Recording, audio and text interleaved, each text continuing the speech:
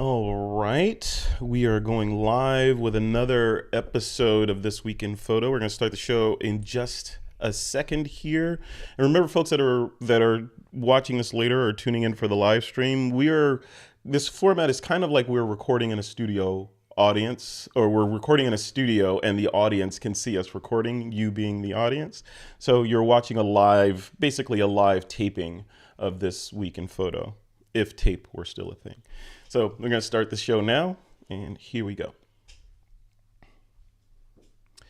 In this episode of This Week in Photo, we talk about artificial intelligence as it applies to video. Is it making it better or worse?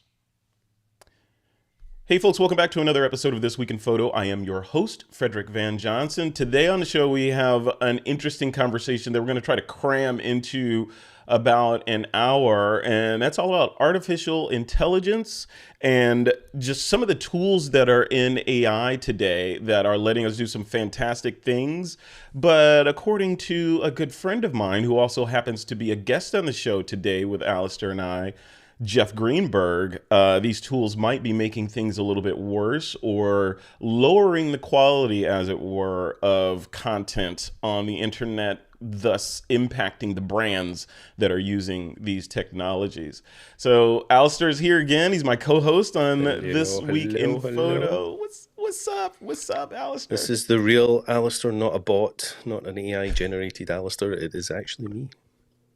And we know why, because these AIs cannot handle the Scottish accent yet, right? That's the main reason. Yeah. You're safe. We were discussing that offline. At the moment, artificial intelligence can neither understand nor generate the Scottish accent, so I'm safe for a while. I want to test that, Alistair. I want to test that. I think we will. That's a bold statement that I want to throw. You have tested it already. Like, what did you test it with? Like, what software? You remember? Scottish people test it in everyday life, trying to make all those trying platforms to be work. When you ask things to turn on and turn off, and they don't do it because they want to show you where the nearest Italian restaurant is instead of turning the lights off. It just doesn't work. Yeah. Well, that's why I use my best international accent when I'm live streaming. It's not my. Can we hear it? My native tongue. Can we hear the Alistair international accent? You're on the stage now. You can. You just buy me several drinks and you will hear it. All right, I'm going to test that. Lots of testing to do. But yeah, so like I said in that little intro there, this discussion is about video or AI as it applies to video. We've been having conversations kind of ad nauseum about the controversy around still photographs, but kind of not in the periphery for us, because we're not, at least I'm not a professional video content creator. I haven't really been looking at what AI is doing over there until this past weekend, which is why we're doing this show. I started playing around with a bunch of toys and literally my jaw was in the ground. But like I mentioned before, our guest, Jeff Greenberg, is here, and he has sort of the contrarian, I don't want to put words in your mouth, Jeff Greenberg, but you kind of have the contrarian opinion about this. Before we do that, before I bring you on, I'm going to put you on screen uncomfortably by yourself like this, and you know what I'm going to do?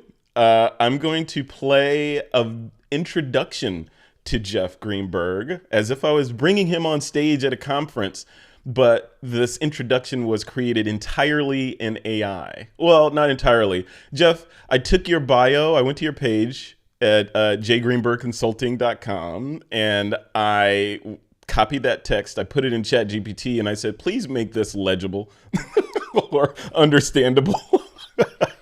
No, seriously, I said make it shorter, so that I could read it aloud, and this is what it came up with. And by the way, I trained this tool. We're going to talk about this tool, but I trained this tool using 11labs.io, which is a voice synthesis AI cloning SaaS. So here goes. Jeff Greenberg has over 20 years of expertise in post-production, serving as a master instructor for leading companies like Adobe, Apple, Avid, and Blackmagic Designs.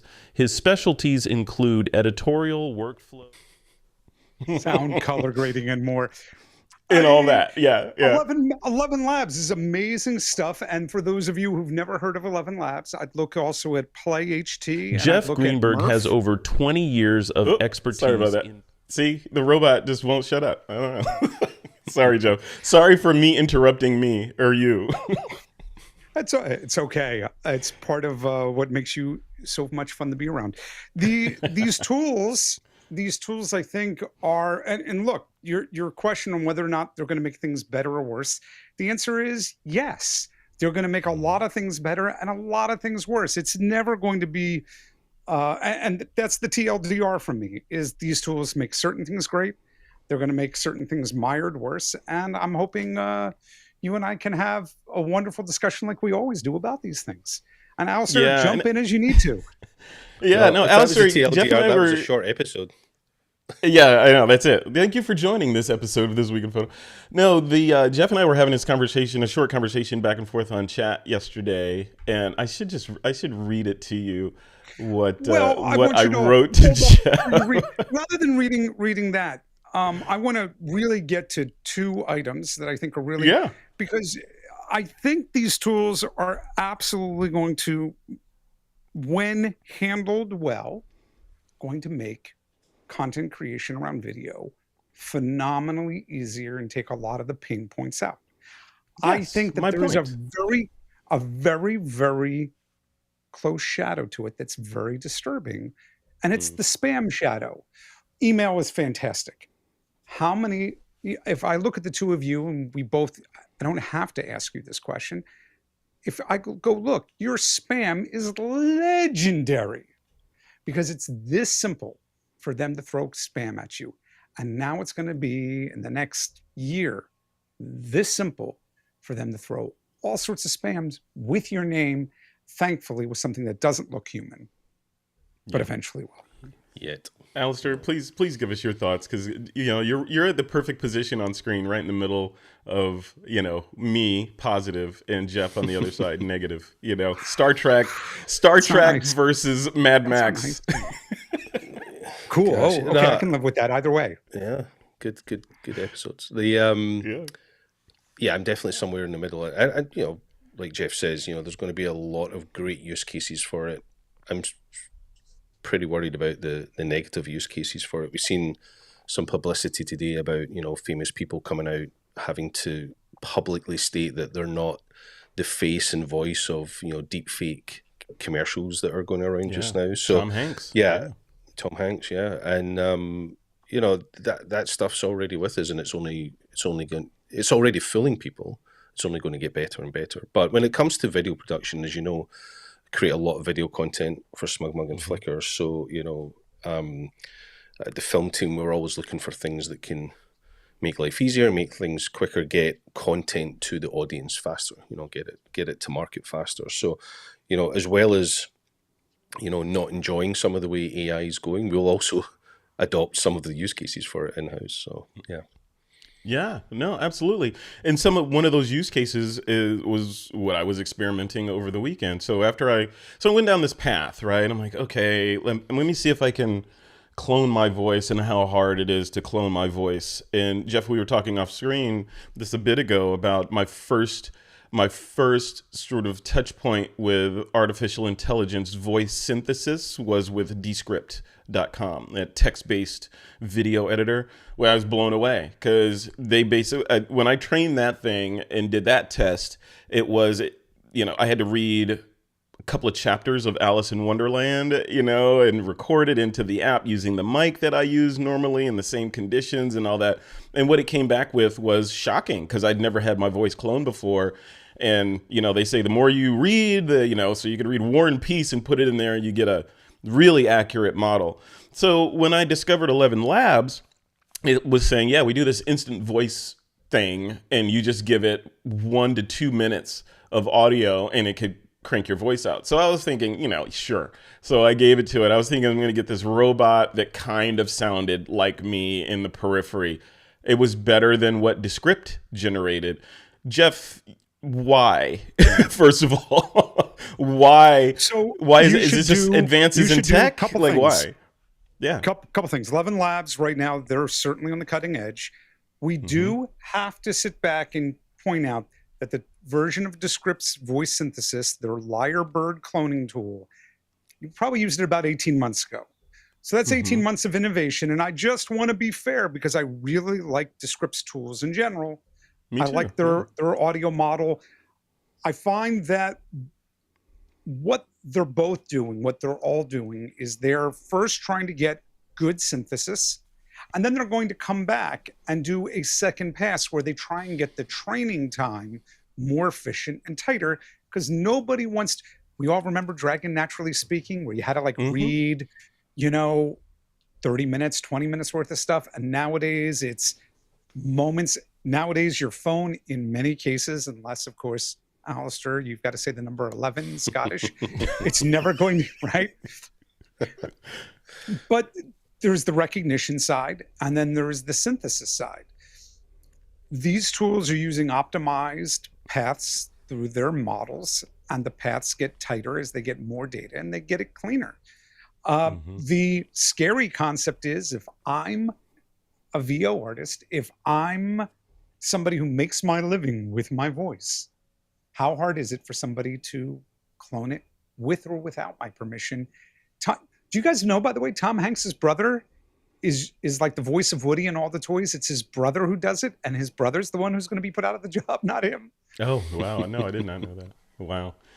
Yeah. Well, this 11 Labs thing opens up a lot of possibilities, Alistair. I know, the whole voice inaccuracy on certain accents thing notwithstanding, being able to do things like, instead of sitting in front of a teleprompter and rehearsing and reading an introduction to a piece or whatever over and over again, just to be able to type it out, make it perfect in the copy, and then have virtual me read it and have it be indistinguishable from if I sat in front of the mic and read it. That just opens up a ton of possibilities of content creation. I know people are using services like 11 Labs to narrate audiobooks and do all kinds of things like that. It's just, for someone who works in audio, and video, but works, in audio a lot, it seems like, one of those tools that are Arthur C. Clarke level, an inch away from magic, right? It's just technology to this nth degree level. But one of the things I wanted to talk about on the show was, well, a couple of things. Jeff, really happy that you could join, because I wanted to have that dialogue around when these kinds of tools, whether it be 11 Labs with their voice synthesis or Pictory, which we're going to talk about in a little bit, these tools that assemble and do a lot of the work for you from a consumer standpoint look incredibly compelling when you overlay a pro workflow or some of the capabilities that you could now have as a pro when you use these tools. Kind of like, Jeff, a couple of years ago, I was looking at these tools like Ecamm now. Ecamm Live is a tool that we're using to stream this. Back before I started using Ecamm, my mindset was, I got to get out of this multicam time suck of recording all of my ISOs and then having to sit there real time and cut them back together. What if I could just do what the streamers do all day and just live switch my recording? So of course that led me to OBS Studio, which is not optimized for the Mac at the time, or it wasn't. And I had limited success with that, but then on to Ecamm. But the point was, let me do more. How can I do more with less? Now you enter these tools and I'm having deja vu again. Like, okay, how can I do more with less, or do a better quality with less initial effort, which allows me to do more better quality stuff? So you got that consumer side, but then the scary part, why, Jeff, I want to have you chime in on, is when you start seeing AI like in Premiere, for example, applying to sourcing B-roll or creating your storyboard and then filling it in and, writing your script, doing all these things. Where's the line that video professional cutters draw when it comes to this stuff? Or is there a line yet? Is there that church and state, like in still photography, RAW versus JPEG, Micro Four Thirds versus full frame? Is it in video? Is it AI versus the real cutters that still use a razor blade? Like, where do you fall on it? What's the final word there? I'm very much of this idea that it's a continuum. No Yeah. one human being wakes up and goes, no, I'm just going to wipe away my process. Oh, this part of my process sucks. Is there anything I can do to optimize this part of my process? And I'll give you two great examples, Frederick. One is what we're doing here. We're doing an interview. I may sit back for corporate or personal or professional level where with funding, shoot a documentary. There's no interview you do that's less than 15 to 30 minutes. And more realistically, people like to be interviewed for an hour. When they're interviewed for less than an hour, they feel their time, especially if they're a topic expert, isn't really respected. Yeah. Could I take that transcript and start mining that transcript faster than my human brain processes, whether I'm the editor, whether I'm a producer, whether I'm a story producer? I'm trying to concatenate that into the real distilling of the best moments. If I have all the time, when you talk to the people who've got the Oscars, they all say the same thing. They watch every lick of film. When you talk to corporate level people, hey, I got 3 days to get this out the door because my job will fire me if I don't, more or less. So I think that story level mining, phenomenal use of these tools. Another great use that may or may not be as visible, I want to shorten a piece of music. Me, my old school, I got to listen, find the beat patterns. I'm able to use Adobe's Remix and just shrink the audio, and it's shorter. It's figured it out. I think that makes me a better storyteller. I think the moment where I'm throwing into a generative engine of, pardon me on this, Frederick, I don't think this is evil. I'm against spam. I think you are too. I think it's going to be way easy for a group to say, we're just going to do the giant mail merge with the 500,000 people and send them all a link. And they're all going to watch our video and we'll get a 0.01 response rather than a 0.001 response. And that'll justify everything.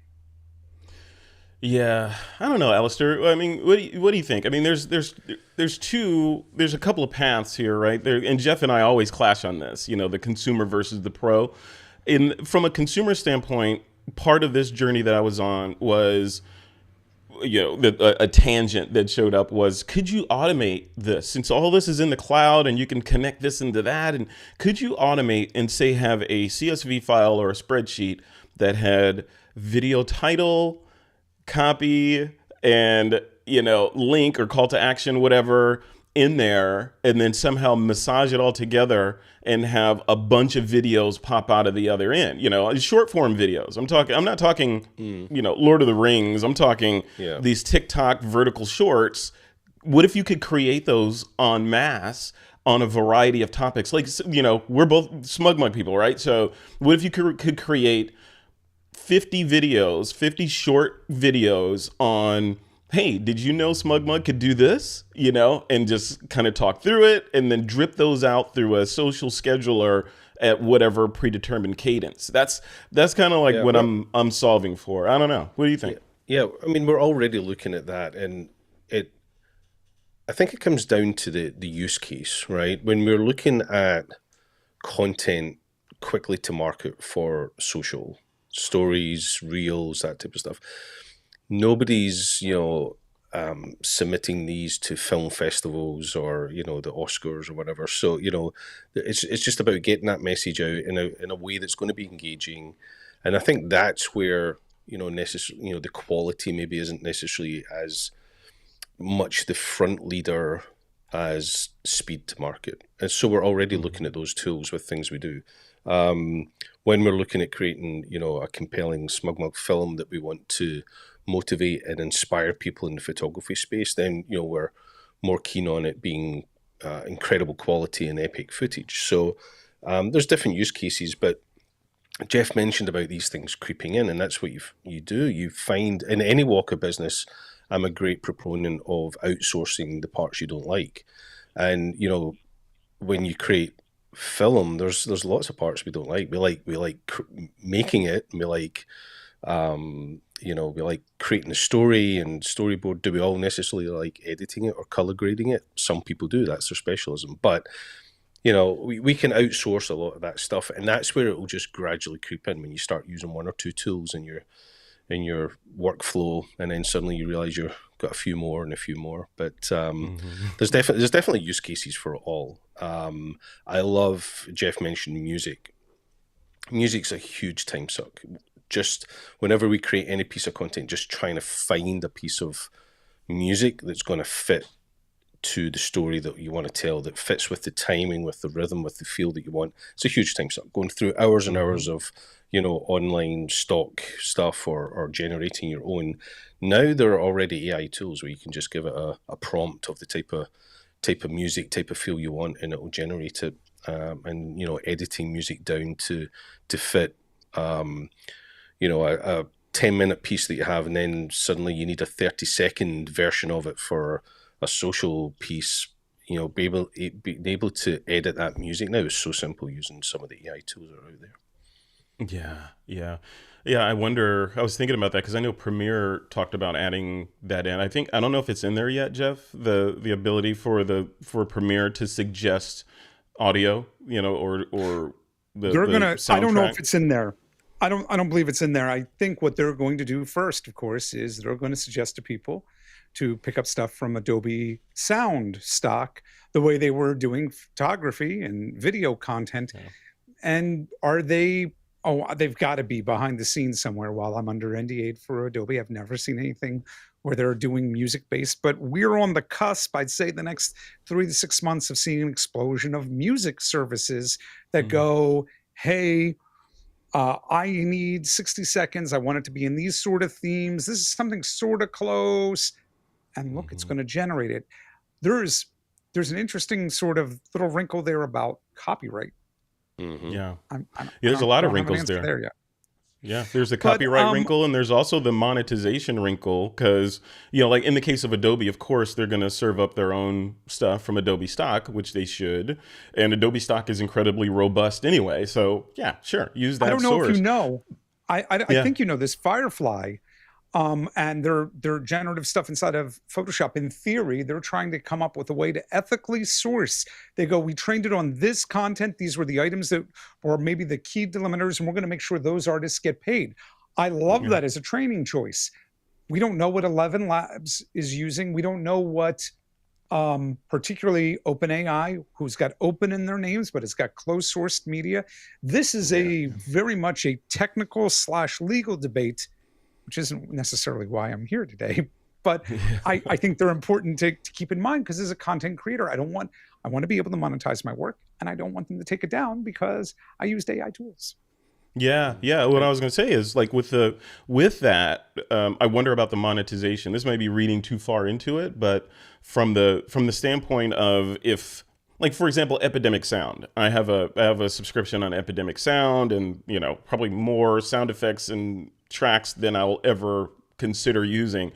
Wouldn't it be great to have an AI on top of that, where I could say, yeah, I need a track that is kind of like this, kind of housey, maybe a little bit of amapiano in there, and it maybe is kind of like this, and give it an example of something else, and have it then generate, okay, these are a bunch of suggestions, music, instead of just genre, beats per minute, mood.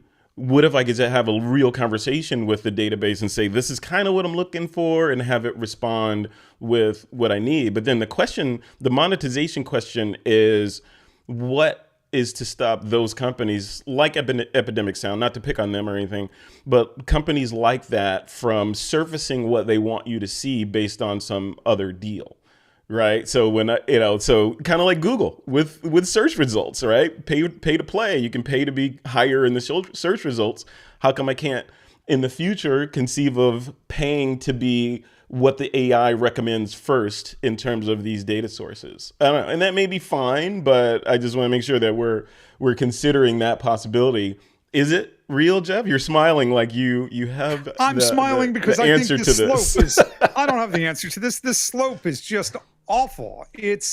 There's classically speaking, around technology, we get it mostly. We get some of it right, but we get a lot of it wrong. And legislation sometimes fixes it, and sometimes takes decades to catch up. And we know the way some of this works. We saw the steam engine. We saw industrialization. And this one seems to hit wider because it involves some of the creative fields. You mentioned the tool Pixtory, and I took a quick look. They, by the way, they are not generating AI assets of video. They're using a search database against your speech to find solutions. So whether it's generated or not, and it's probably not generated because they probably own or bought into somebody's library. One of the things about really nuanced work, and sometime if you want me to really pick apart somebody's edit, I'd show you this. It's not where a clip begins and starts, but it's also what's happening in the middle. And our tools, when I'm in a rush, it's less important. But when I'm really nailing it, Frederick, when I say something like, and the bell rang at the hour, on my word rang, right after, you'll hear actually the bell, you'll see it ring for a concordance of vision. Right. That's what craft-based storytelling is, and it elevates it to that a higher step. Is when we think about the photographers, and I'm blessed enough to sometimes show up at This Week in Photo. It's a phenomenal group around photography. It's a great way for people, whether they're established or aspiring, to learn and get better at their art. I'm blown away, but they have the same concerns. Yeah, I could just type in what I sort of want into my engine, into the new DALL-E part of Bing, but will the lighting be right? Will it have the right organic? Will the glimmer in that person's eye? And maybe the photographer's got to come back and synthesize it. It's the same gray, delicate area. It's what we talked about. I think, was it at NAB that time, Jeff, where I brought you on stage and we kind of had the live discussion argument about pro versus consumer. And this is a perfect example of that. And I wanted to show Pictory here because this is Pictory.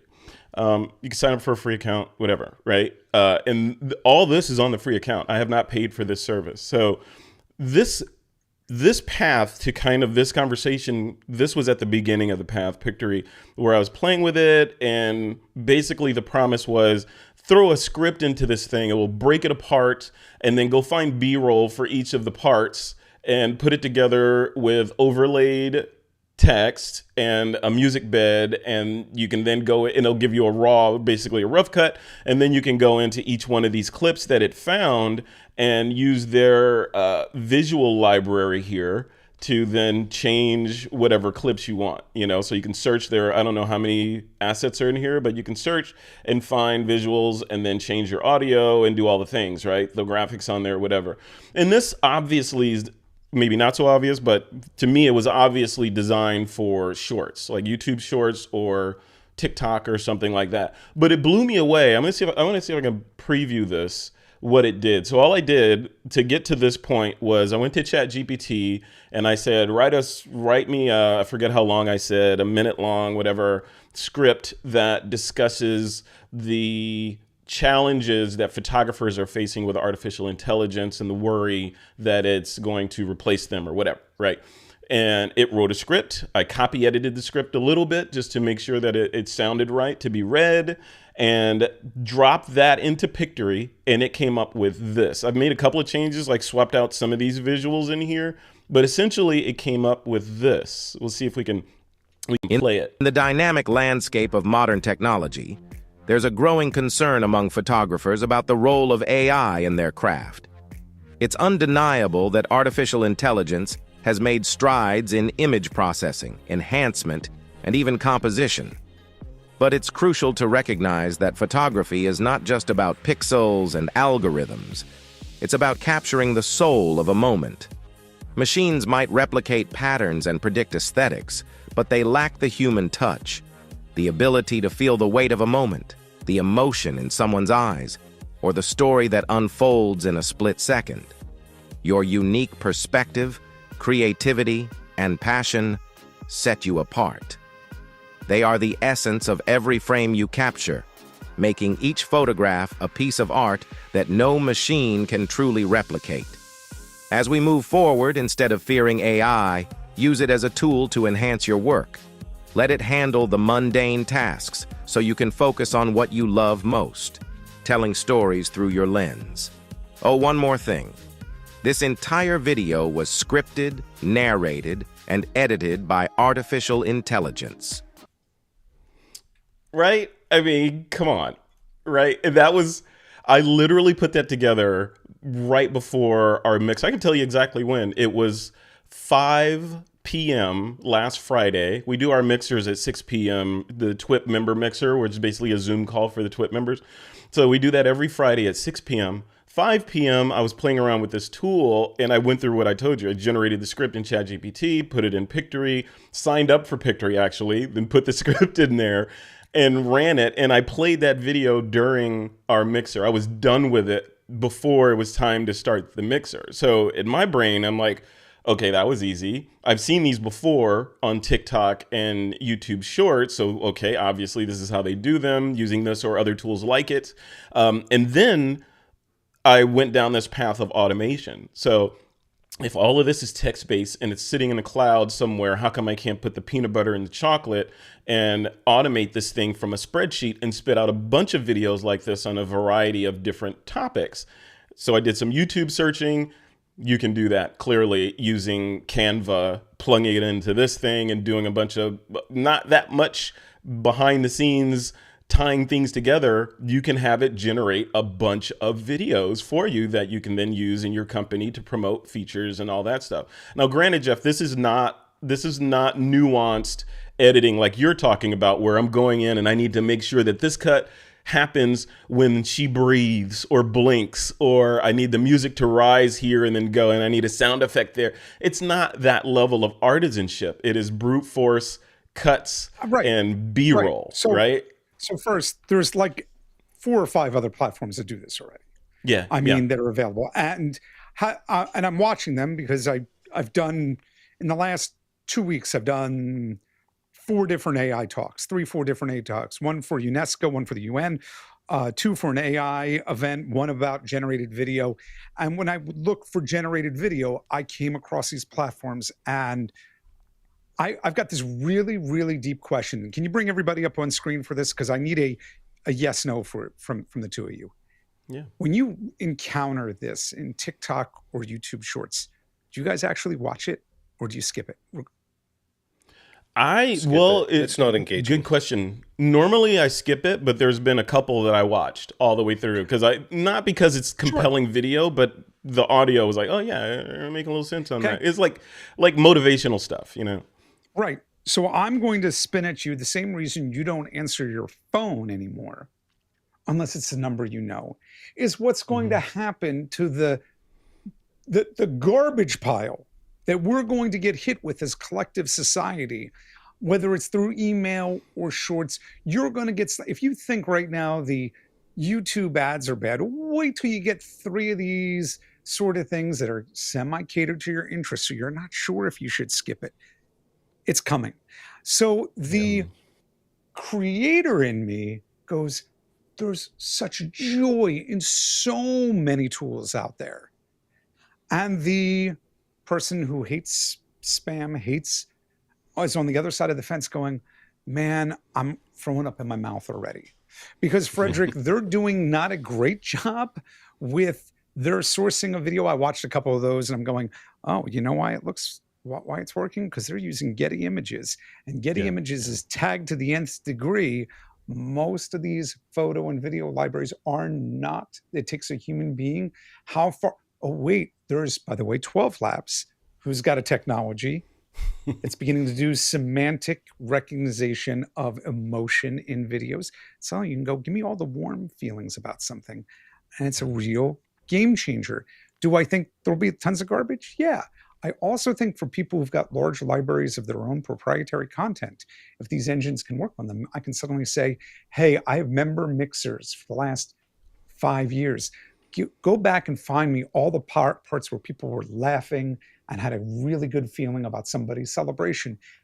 That's a part that me as a video editor or content creator, man, I don't have to search through all that stuff for. Yeah. Alistair, you saw that, right? What do you think? What's your knee-jerk reaction? Yeah, knee-jerk, it's just not engaging to me. As soon as I hear that voice and see those clips, right now at this time, I know it's generated, and it's targeted probably through some algorithm that's, you know, knows things I like, etc. So I know it's very much targeted like spam and anything else. I also think we're going to go through that garbage pile where we're going to initially see a lot of repetition of footage, because the stuff that's tagged really well or is really popular by the algorithm, everybody's going to be using it in their feed, and you're going to have, you know, similar clips and similar audio for a while until it starts generating unique content. I want to take it to a point though where the tools are great, right? You know, we can see the pathway in the future where we will cherry pick the best of these to help us do some of the things we want it to do.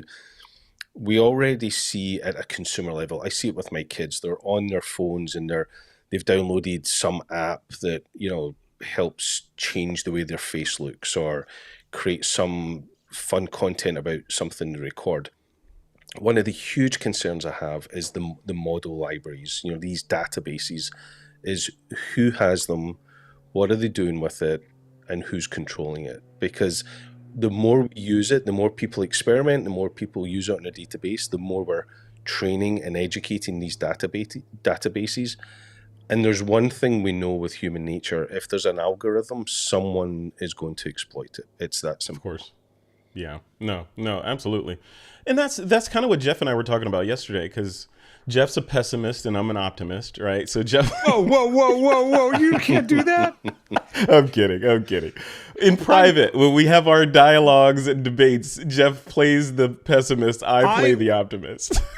I play devil's advocate to keep Frederick What's the difference? As a Semantics. good storyteller. I can play... No, it's not. If you're advocating for the devil, isn't that, inherently... Hey, yeah, I know. I was just like, okay. No. Watch this. Come on, the devil himself. Maybe he just had a bad PR agent.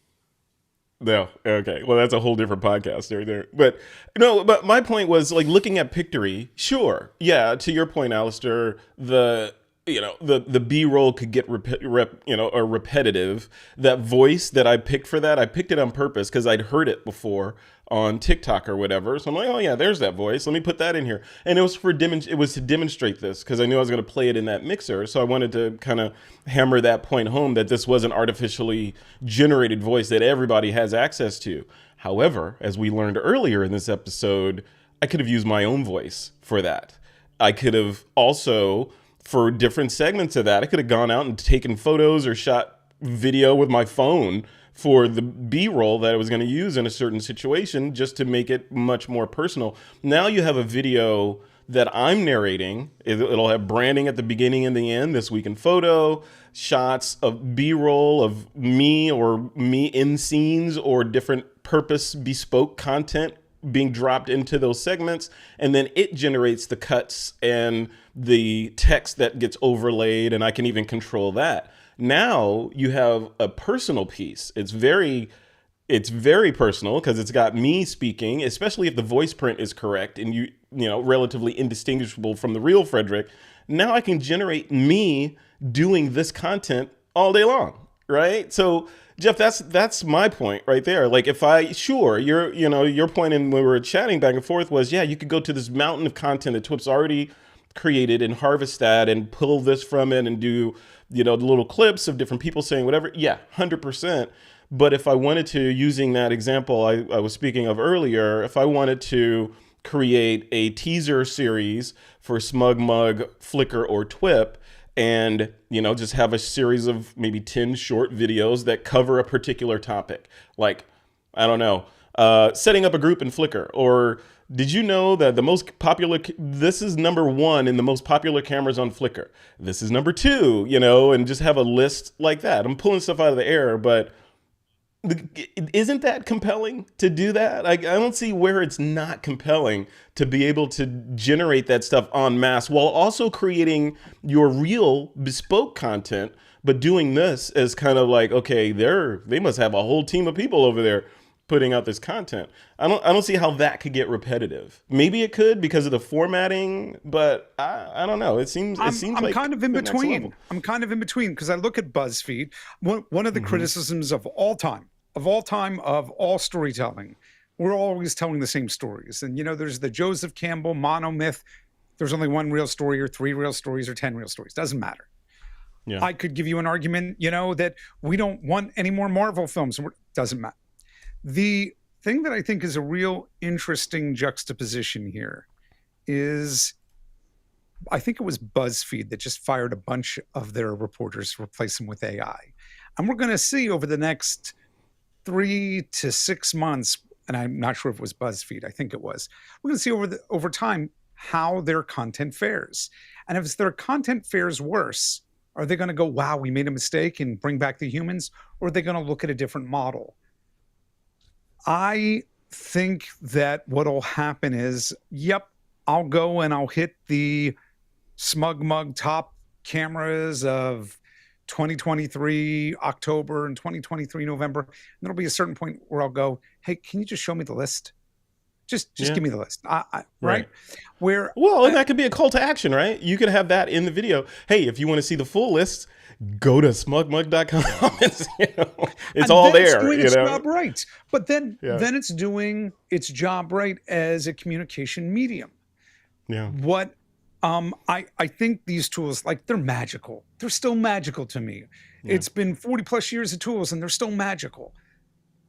I keep coming to their hard edges and going, we're just going to live with that hard edge. There is no more local news because they can't afford to keep local journalists employed. Yeah. Well, AI, I don't have easy answers for that. As far as video editing, it's complex.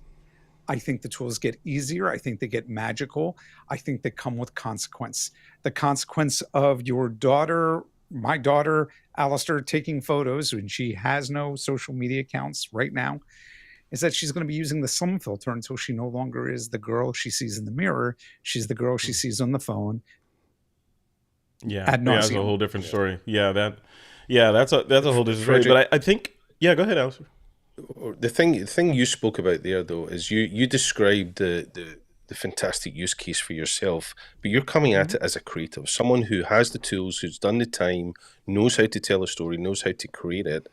It's how do we create those great pieces of work and make it visible through the junk? Like this, I think, Jeff, if you're right, the concern you have is just the volume of trash that's about to come, generated by non-creative people trying to manipulate, spam us, and make, manipulate the algorithms and the data sets and the models in a way that we're not trying to do that as creatives. We're trying to we still tell our story, but do it in a more productive way for ourselves.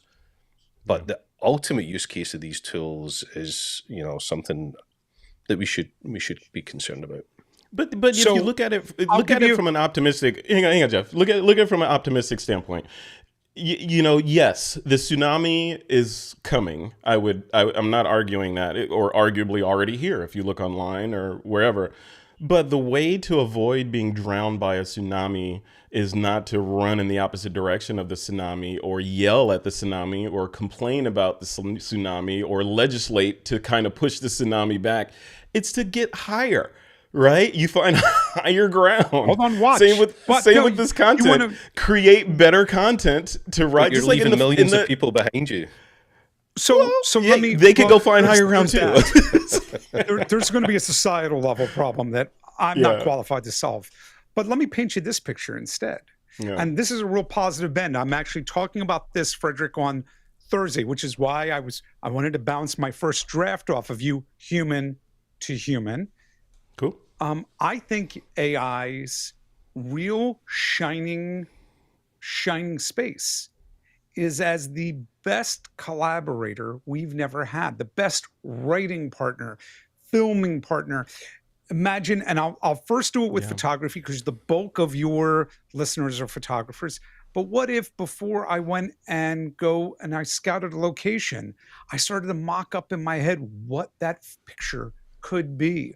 I'm going to look at what the environment is before I ever go there, so I kind of know what I want to kind of start thinking about. And now I'll go over to a generative tool and start generating it. So when I get there, I can go, does this work? Does it not work? I see us as creators if we will, and pardon for the meta use. I hate that Facebook has co-opted the term, but I think of us as meta producers, where we're going to go and start taking these tools and becoming producers. Maybe I'm not great with photography, but I'm going to use AI to improve my photography, to improve my storytelling for video. Maybe I'm not great with sound, but I can go ahead and grab good enough sound and let AI do the polish pass that I can't afford as an individual creator. I think that these tools can elevate us, but they work best with the organic, squishy brain becoming the arbiter of what works and doesn't. And when I heard you say you used Pictory, what I would really have loved, Frederick, is if you'd gone through that script and gone, we need a little bit more Frederick Van Johnson in that script. And we need to, here is some of my written things. Could you give it a little bit more me? And now that I've got it back from them, you know, I got these shots. I'm going to intentionally screw up a couple timings so it's not so perfect. Yeah. And I'm going to use my voice. I did look for that. I looked for that. I looked for, and maybe some of the other tools, Jeff, maybe you could school us. But I looked for the button inside of Pictory to export my file or my, what's it called? What's the file called that has all the cuts in it? Yeah. Well, no, it's something else, but EDL, whatever. EDL's 1980s. Yeah. To export that and all the source footage into a folder so I could then bring it into my Final Cut Pro in LE or Premiere or DaVinci or whatever, and then finish it. So if Pictory could give me that head start, and then I could go in and, you know, finesse it. But then I was thinking that's not what it's for. So that's pushing it. Maybe they'll do a Pictory Pro that does that, or some paid add-on that will do that. But I think these tools, to your point, Jeff, I think one of the benefits of these tools is to reduce the necessity for people that just want a certain result to get there without needing to become an expert in video editing or audio production, or signing up for an Epidemic Sound account, or signing up for Getty Images to pull all this stuff. If you really just, like, for example, you just really want to be a TikTok makeup influencer. You don't want to be a video editor. You don't want to be all of these things. You just want to talk about makeup to people and get your message to them in the best way possible. These kind of tools lower the barrier from ChatGPT to Pictory to, 100%. Even the voice generation. Yeah, it lowers the barrier. So me as person not interested in becoming an expert like Jeff Greenberg in video editing can still produce something that's not hot garbage. I think that's you're talking your creative voice. Yeah. Using tools. Yeah. Versus the tools creating, machines creating machines, Fifth Element sort of thing, keeping things moving but not actually doing anything. We've got phenomenal background removal. On my phone, I can make stickers out of my kids. It's really a lot of fun. I'm torturing my wife every chance I can with a kid sticking their tongue out. Right. You see the cats in my phone. I got all kinds of cats in there now. The thing that I keep looking at with him, though, is the difference between collaborative versus just pure push the button, come out the other side. It's the fast food versus just this much craft that makes something palatable. And that makeup influencer who wants to get his or her work out there and uses too much of the I'm just going to press the button will get lost in the din. We're still going to need good, competent storytelling emergence beyond just I'm a pretty face. Yeah. Couldn't these be the tip of the spear, though? So I know you're involved with a company called Scenery, right? That does a software as a service, basically Final Cut Pro Premiere. It lives in the cloud and allows you to do, and they lean into the collaborative bit that you were talking about, right? So 100%. Because it's in the cloud, everybody can get in there and tool and leave comments and, do whatever they need to do. But what if tools like Pictory were the tip of the iceberg? Where, okay, I need to create this thing, have it do all the hard work for me, and then give me a project in Scenery that I can finish. What if that's the way? Except that Scenery has it's frozen here a moment. I'm waiting to see if I come back. Yeah, I froze. I'm back now. I want you to know that Scenery's got this they're beginning to lean into the really fun part of it, where you can say, "Hey, give me just a quick summary of that uh, TWIP episode that we have. Yeah. Cut it down to less than a minute. 4 shorts." Without a human being should still check it. I'm actually looking at a couple tools in this space. And the hardest part for the user is, what's the best prompt? What is the best set of instructions to give me really good McDonald's on the other side? I think Scenery is a great example of a tool that's evolving beyond it. Just like I expect, there's already right now 2 tools for Premiere. If you've not heard of Autopod, Frederick, you can sit back and say, "Here are my ISOs. Would you please do all of my multicam cuts for my initial pass all by yourself?" And explain what an ISO is for the uninitiated. So sorry, I didn't have my right teaching brain on. I have my right teaching brain on. The isolated angle that you're currently looking at versus Alistair's isolated versus Frederick's isolated is something that you would. And typically in live work, we've got 3 isolated cameras, got a talented switcher that Frederick's doing right now, sometimes with everything prepared, punching buttons to say, cut to camera 1, cut to camera 2. We have multicam tools and all of our editorial tools. And what we see with the tool. Get these people back in here.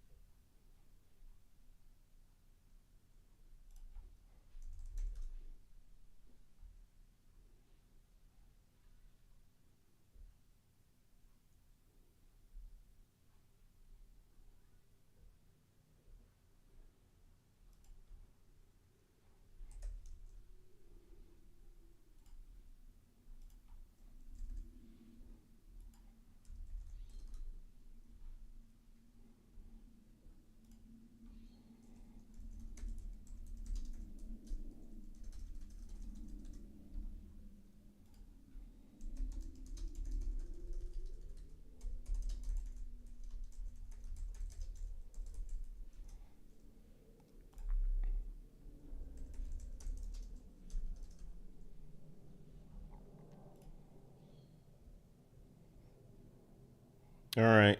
Can you hear me? You're back. I am back, and we're still streaming. Cool. And this is fine. There's no viewers on this right now. So the cabal, and there's Alistair. The cabal hears us. The cabal hears us. Yeah. And here's Alistair. So I did nothing. I didn't even restart Ecamm. That had to be a server issue with Ecamm. My bandwidth was 500 up, 500 down. So you all went down? No. The whole thing went down? Yeah. I mean, both of you dropped out. Yeah. So it wasn't either one of you. I don't know. Are we did still you see live 2 on black cats? They looked exactly the same. But we don't have. Yeah, we have 2 viewers right now. Yeah. So Jeff, just let's wrap this up because we're at the top of the hour. Yes, sir. So yeah, just finish your thought, and then we'll jump into picks of the week. My big wrapping thought is basically, for us to stay salient, for us to stay active as creators, particularly professionally, we should be taking a look at these tools and using them as the best collaborator, but still our artistic sense should push it forward. you and I could go to the same exact location, and your eye is different than mine. I think at the elemental level, using these tools as a reflective to improve our storytelling, whether it's listening to myself with 11 labs, whether it's using Pictory to go, I hate that, I like that. I think those will create the compelling content over time, not the generative press a button, spit garbage out the other side. Yeah. Surprise. Make me a whole video from a prompt, because that's where it's heading. I need a video that talks about this, and this. Make sure you hit on this topic, and I want this mood and this tempo. Go. A video you'll never watch or never. And I watch. would, well, never say never, because we're only in 2023. So, so let's wrap this up, guys. This is a great conversation. There's a bunch of stuff I wanted to talk about. Maybe we'll have to do a follow up to this episode, because I wanted to talk about the NLE, or nonlinear video editors like Premiere, Final Cut, DaVinci, etc., and where they are on this trajectory. Yeah, there's so much happening in the different tools. So we'll do a follow up to this, I think. Jeff, you may not know this, but we're doing Picks of the Week now on This Week in Photo, just like in the old days. So we're going to wrap up with that, and then some final thoughts at the end. So the Picks of the Week segment, for the folks who may not be familiar with TWIP of old, is a segment where we, or the people in the show, the hosts and the guests, can share something, either a tool or a piece of gear or software that they are interested in or obsessing over this particular week. Alistair Jolly, I want to throw it to you first. What is your pick of the week? My pick of the week is it's a new piece of glass, a new lens I saw launched this week by Nikon, and they launched a 135mm f1.8, and they're calling it the Plena, or the Plena. I think it's Plena, and it's a new lens with a whole new name and a whole new kind of visual look to it, and it looks a really compelling lens. As I mentioned last week, I shoot a lot of different brands of camera, shot Nikon for a long time, and this lens, especially on a crop sensor, if you had a crop sensor camera, that kind of 135mm, it's a great portrait lens, a great people lens, and it's a super fast lens, but apparently the quality from edge to edge is super incredible, super sharp, and yeah, compelling to see what that lens does. It looks like an exciting lens. It's kind of follow up to, they launched the Noct not that long ago, which was like 0.95, f.95, super wide open lens, but I think it cost the same price as my house. So this one is still not cheap, but it's £2,500 for a lens, but it's a lot of money, but it looks a very very compelling lens. It looks like a nice piece of glass that I would like to use sometime. Yeah, you got it on your Christmas list. It's coming. Yeah, that's a big list, though. So where does it sit? Where does it sit in that list? That's what we have to think. Right, there are other things on that list. Yeah. Jeff, I know I'm putting you on the spot. Do you have a gear or something that you want to share? You always have something. Every time we talk, you give me a new tool to play with. Well, hold on. The reason that we have these gear lists is that there's a certain enjoyment of discovering the new, and that could be a service. In this case, today's one, I just took out my Sony mirrorless as my primary camera for Zoom and other stuff. I'm going to deconstruct my system here real quickly. I'm just turn off. There we go. I want to go to that. There you go. And I'm on a green screen. So what I have here is from Insta360. It's their iLink camera. It's $300 retail. And what makes it insane to me, and I can't really show you, its depth of field because it's just, green behind me, but I can do this. And it's like a 4K camera, HDR. I have it memorize these positions. Will take me right back because I have it as a preset. I'm just blown away at the quality for what I need. Frederick, you were actually the first person 2 weeks ago I called, and we did an A/B back and forth of this camera. It is like the AI parts of it. Everything's AI, of course. the AI part, if it's nice, it actually was problematic for me because I don't need it to track. I don't need it to follow me around the screen. But the idea that I could quickly do an overhead shot, that I could quickly do a whiteboard, or most importantly, turn off my lights in my office and it still works. Cut back to me. Let's see if it works. I'm going to turn off my lighting here. Ziggy, turn off the studio. So this is now just ambient light. It'll readjust in a second. There you go. It's auto exposure. Nice. And so I'm not lit, not blown out light wise, no green screen, feel naked. But I'm just blown, like, I got to travel soon, and I think I'm going to grab this just because it's so small. It's gimbal, pretty impressive. Little tiny gimbal. That's yeah. Crazy. That's crazy. And even the way it did the exposure there, it was a super smooth transition from the as it exposed up to where you are now. Pretty cool. Yeah. I think I still need the 2.5K f1.8 lens to do it though. I think it's got a 1.8 lens. Frederick, can you go back a moment? I think it's, if you look right in front of it, it said f1.8. To the device itself. Oh, this one. Yeah, right there. Yeah, look. Yeah, 1.8. There you go. Yeah. Yeah, crazy. Yeah. So you still love that. Jeff, I mentioned to you, I bought that lens. Where's my cursor? I bought that lens. You bought the camera? Oh, sorry, that camera. Yeah, I bought that camera and I tried it and I returned it because it wasn't, and I went back to this, like the camera I'm using now is a Lumix box camera. And it's a micro four thirds sensor. I've got a 12 to 35 mil 2.8 lens on it. Been using it forever, right? And it just works. It doesn't do any of the fancy tracking or any of that AI stuff, but it does the job I need it to do. But I bought that one, Jeff, because I'm in this never-ending quest of simplification of my tech stack in my office, and so I tried it, but the whiz-bang features of the camera didn't fit with what I wanted. Like the panning, I thought I wanted the panning, and I didn't want the panning because it's annoying to have it follow me. Sometimes I just want to move in frame and reposition myself and not have the camera follow me. So, and then it just, for me, it didn't feel like it was much beyond any other webcam that I have in the closet. My gear friends, I could 100% still use the existing camera, take this, throw it on a tripod and use it on top of my desk, whether it's keyboard centric or to show off gear. It has an intelligent way to do that well. And suddenly now you're talking about really being able to demo a lens or a camera or a device that's small to an audience with relative ease, and having it as a second or a tertiary camera makes a choice. I would rather almost own two of them. Yeah. Thinking about it. Yeah. I got enough gear. Keep it going. Yeah, I know. Yeah, Jeff. You're like Fred Sanford over there with gear. My pick of the week, we already talked about. Well, there's two. So there's the, let me just share the screen here. There's this one, not that one. Let's get rid of that. And get rid of that. So Pictory, we just talked about. So there's a free trial. So folks, just try it out just so that you understand the capabilities of what these kinds of companies are building and trying to do. It's really interesting. So play around with it. What I played around with was just this one on the left here, the script to video. So created a script in ChatGPT and popped it in there from this dialogue. And then you saw what happened, what it generated from just this.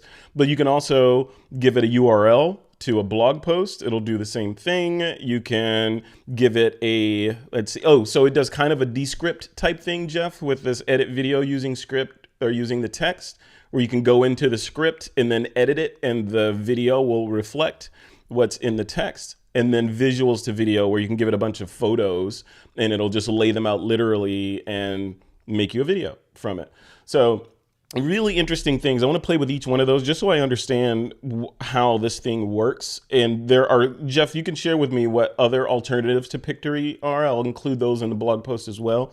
I'm no fan of, I'm not married to Pictory. It was just the first one that I came across. And the other one is this one, the 11 Labs, also with a free trial that you can play around with and generate voices. So this is their voice library, which goes literally on and on. It's a never-ending scroll of different voices and different voice types that you can go in and apply to your project or to your script. So, for example, Nightly, a dapper and deep narrator 28,295 people have added it to their own voice library. And was it 134.2 million characters of audio have been generated from this voice. So you can use these numbers to kind of gauge popularity of the voice and then sample it down here. We have committed the golden rule to memory. Let us now commit it to life. Right? So completely AI generated. Here's another one. Here's Marcus. I'm not interested in age. People who tell me their age are silly. You're as old as you feel. And how about Michael? Deep, resonant, and confident. This is a middle-aged British male. The biggest room in the world is room for improvement. That doesn't sound British to me. That's not British. No. That's not British. I see with the Victoria, it's supposed to be a classy and mature middle-aged British female. One may say the eternal mystery of the world is its comprehensibility. Right. So, not bad. I don't see any Scottish in here, Alistair. I was looking. I didn't see. I'm sure you don't. I don't see any Scottish accent. Let's fix that. We got to fix it.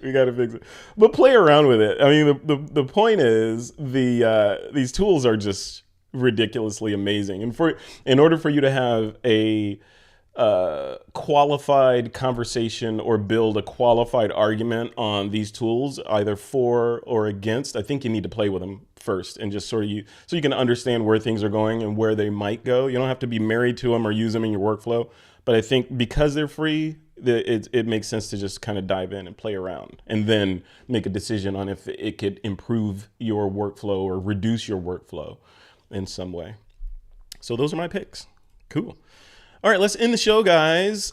Jeff, any announcements, anything coming up that you want to share with the audience? What's Jeff Greenberg got going on? I got later this week, I'm doing this creativity talk on using AI as a collaborator. And then in September, I'm doing about 6 sessions at NAB's show in New York. That's NAB's post-production world. And then I think in November, Frederick, I catch up to you at the Final Cut Creative Summit. I'm talking about the pain points for people. That's going to be compression and color correction. I'm going to take every person there, give them footage, and in 45 minutes, I'm going to show them how to match shots by hand the hard way. Very cool. All the things that are tough. Yeah. If you want to be punished, go to Jeff's talk. If you want in 45 minutes to feel like you're in control of color rather than, kind of at its whim, come to my talk. There you go. In Cupertino. There you go, Frederick. Perfect. Is there a link somewhere of your calendar of events and all that? I need help. To build that. I need help. Yeah. I need, that's what I need AI for, my friend. J. Greenberg Consulting. I should actually send out mailing lists because God knows I pay MailChimp enough. Yeah. And you moonlight, just FYI, just real quick, you moonlight as a moderator, I forget, Redditor, some kind of Reddit type guy / editors, right? Yeah. Our editors, yeah. I'm the lead moderator of 100,000 and 350,000 people. Nice. Very cool. Yeah, that's a whole nother show. We need to talk about that. Again, we talked about it before, but I feel like we need to close the loop on that conversation because things have happened since we last spoke on that. Of course. All right, Alistair, what about you? Yeah, it is. Alistair, what's happening with you for the next coming weeks or so? Working on lots of fun projects, nothing public at the moment. No travel planned until November. But yeah, lots of cool things coming up after this month.